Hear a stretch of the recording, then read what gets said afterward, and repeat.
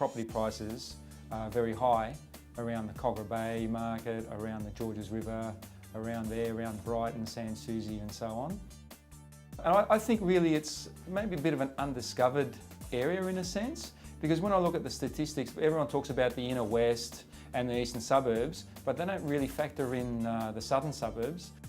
The growth around the southern suburbs is really on par with what's going on in the inner west and sometimes exceeding the inner west.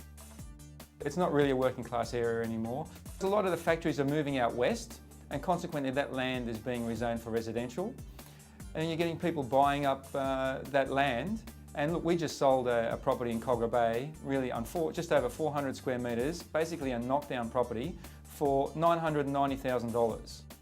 That house was in Cogra Bay, which is a suburb that has water, but the house didn't have water views. It wasn't on the water. It was just a knockdown house on just over 400 square metres of land. The prices in this area are so high because people can see the lifestyle choices this area has to offer. There are cafes, there's the water, there's the beach, restaurants, and I think it's just the hub in the southern area, and people like to be around here.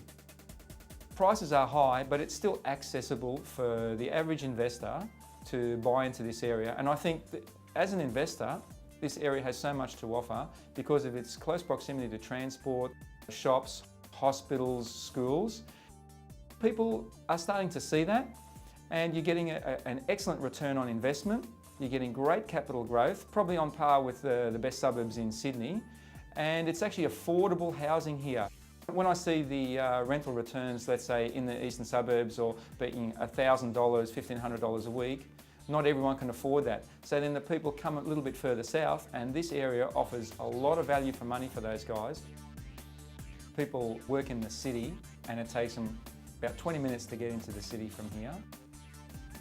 We've got water, and people love living near the water. It's so close to the airport that you can get there very easily, but you don't hear it.